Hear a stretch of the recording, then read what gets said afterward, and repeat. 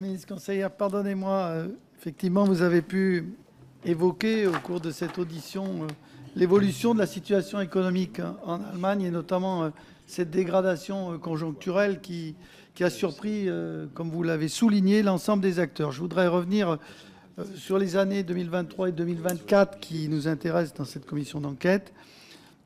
Alors, parallèlement à ce qu'on avait connu au début de l'année 24, l'Allemagne a pris acte d'une phase de ralentissement économique qui a amené le gouvernement à fortement abaisser sa prévision de croissance dès le 21 février 2024.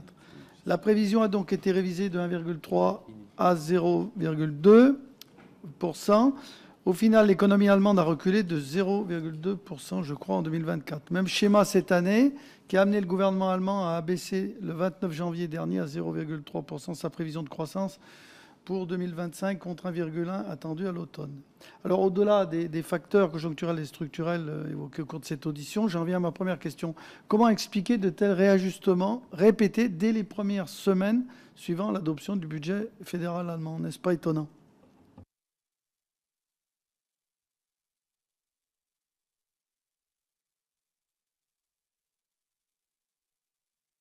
La conjoncture. On peut, on peut effectivement dire que c'est étonnant que, enfin, rétrospectivement, on peut s'interroger sur le pourquoi de cet écart entre au début et à la fin.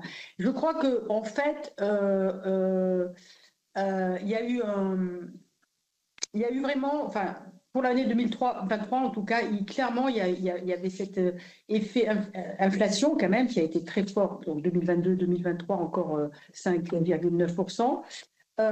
Et les prix, encore une fois, les prix de l'énergie, ça a vraiment perturbé l'activité économique. Ça a perturbé les anticipations des acteurs économiques.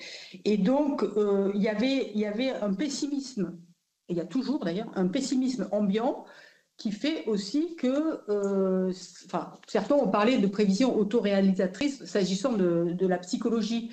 Voilà, donc je pense qu'il faut se remettre en perspective à cette époque, c'est-à-dire quand la loi de finances 2023 était préparée, c'était en fait, c'était en 2022, bien sûr, et elle a été évidemment revue au fur et à mesure, mais comme je l'ai expliqué au début, les hypothèses ne sont pas forcément revues aussi rapidement que ce qui est revu dans les prévisions de conjoncture. Voilà. La situation était très volatile. Voilà, donc on peut dire que voilà, il y a eu une très forte volatilité qui était palpable hein, dans les interactions avec les acteurs économiques. Le gouvernement lui-même qui ne savait pas trop comment allait se passer le prochain mois. Il faut se rappeler qu'en 2023, fin hiver 2023, en Allemagne, le sujet était de savoir si on allait avoir du gaz ou pas pour se chauffer ou pour faire tourner les aciéries ou les verreries. Donc voilà, je pense que il y a quand même une part de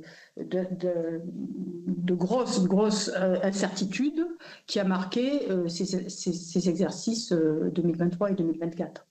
Ces récessions, donc cette récession en Allemagne, comme vous l'avez noté, est quand même une exception en Europe.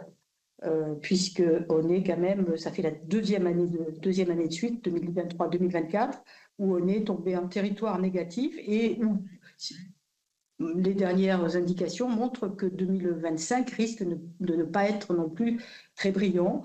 En témoigne effectivement la prévision du ministre de l'économie, donc qui a été publiée en janvier dernier. Donc plus 0,3 effectivement contre 1,1 à l'automne. Je pense qu'il y a un environnement pour l'Allemagne qui est particulièrement difficile. Alors effectivement, on peut dire pourquoi il n'anticipe pas plus avant, mais de savoir qu'il va y avoir des droits de douane, l'élection de Trump, ou qu'il y a il y a aussi je crois que ça a beaucoup joué le facteur politique qui était que la coalition Ampel n'a pas réussi à s'accorder sur ce qu'il fallait faire, voilà, par rapport à la dégradation de la situation économique. Tout ça a fait que il y a eu un cercle un peu vicieux, je dirais, sur l'économie allemande. Très dépendante de l'extérieur, encore une fois, très dépendante de l'extérieur. Donc la Chine, l'économie chinoise a un peu ralenti, donc immédiatement, ça se répercute sur la situation allemande. Je vous remercie. Je crois qu'on se souvient bien effectivement du contexte très particulier que nous-mêmes nous avons vécu, mais sans doute de manière différente compte tenu des choix énergétiques qui ont été faits par l'Allemagne.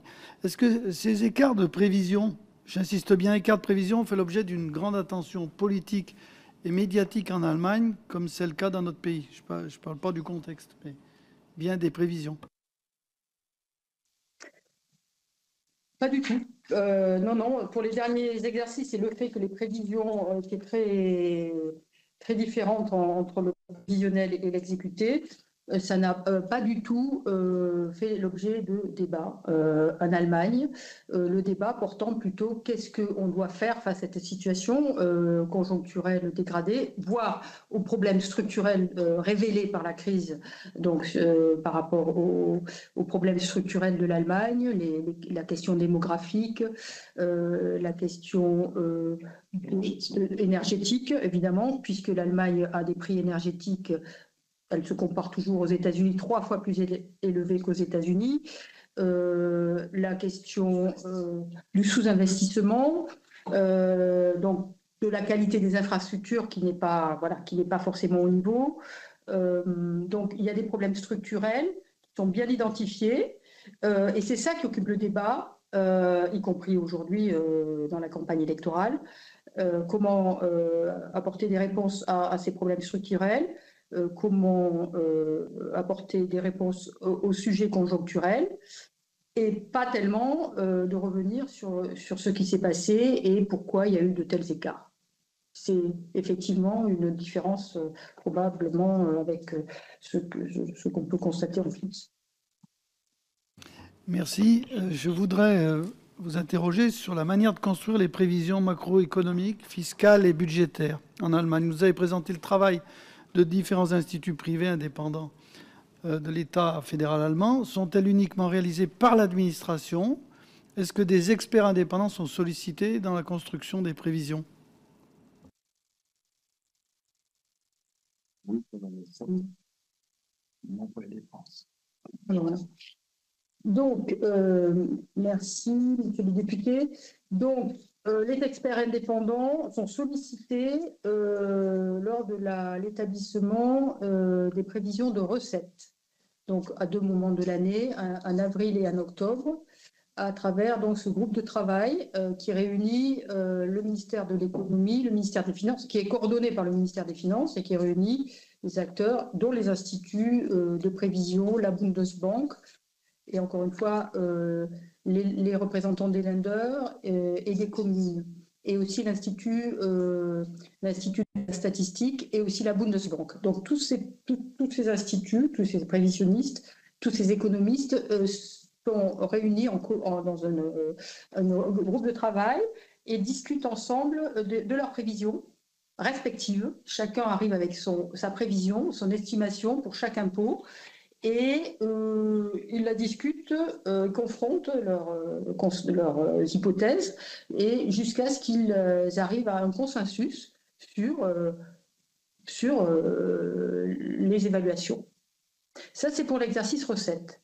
Pour l'exercice dépenses, à ma connaissance, ce processus n'est fait, s'agissant des finances publiques fédérales, donc, ou des lenders, n'est fait que par l'administration en interne. Mais comme je l'ai expliqué, à l'issue de ce processus, donc, les documents qui sont quand même publiés pour l'objet donc d'une comparaison avec ce qui a été publié par ailleurs par les instituts. Donc, du coup, je dirais que pour les dépenses, et donc recettes et dépenses, le solde, il y a ce débat qui peut y avoir autour des prévisions qui sont faites par les instituts indépendants de leur côté et ceux qui sortent du ministère des Finances de l'autre. Et voilà. Et peut-être juste une dernière question. On sait qu'il y a une étroite coopération avec la Cour fédérale des comptes. Et si je pense au travail fait par le Bundestag, est-ce que vous pourriez revenir là-dessus? Parce que je ne suis pas sûr d'avoir bien compris sur le rôle des uns et des autres et la force du Bundestag dans le processus.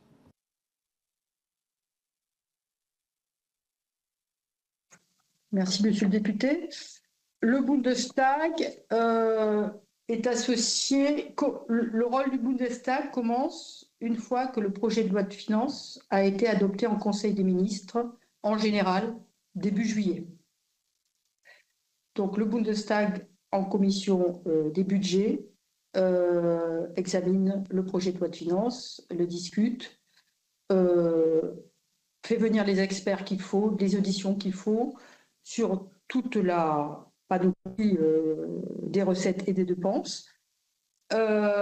Et il est informé, plus qu'informé, on lui remet donc en octobre, avant sa deuxième lecture, on lui remet les dernières, le ministère des Finances lui remet les dernières hypothèses de croissance, d'inflation, les dernières hypothèses, et également qui donne également le calcul éventuellement du déficit supplémentaire qui pourrait être justifié par la composante conjoncturelle du frein à la dette. Donc, j'ai expliqué que le frein à la dette résonne en structurel, mais il ajoute une composante conjoncturelle à la hausse ou à la baisse selon le cycle. Donc, à ce moment-là, à partir de cette session d'octobre, de ce comité, il y a un comité qui s'appelle un comité de conciliation, qui donc reçoit du ministère des Finances la nouvelle loi de finances avec ses hypothèses, enfin avec ses calculs et ses chiffres nouveaux, et c'est le Bundestag, et c'est d'abord dans ce comité que se passent en gros les derniers arbitrages politiques et d'arbitrage sur les dépenses, les recettes, pour arriver en général, puisqu'on est dans un fonctionnement avec un Bundestag en temps normal qui a une majorité, qui s'entend pour bien sûr rester dans l'épure du frein à la dette et donc de faire les derniers arbitrages en comptant éventuellement sur les derniers développements en recettes et en dépenses. Donc c'est à ce moment-là, c'est le rôle souverain du Bundestag de finaliser la loi de finances. Une fois qu'il a voté en plénière, certains éléments, notamment les éléments fiscaux, sont examinés au Bundesrat, comme je l'ai expliqué, le Bundesrat ayant son mot à dire sur les recettes partagées et donc sur tout ce qui se passe en termes de mesures nouvelles concernant la fiscalité.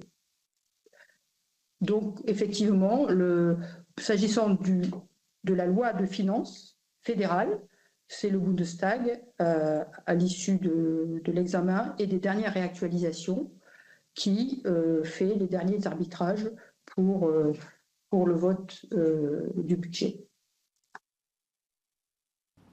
Je vous remercie.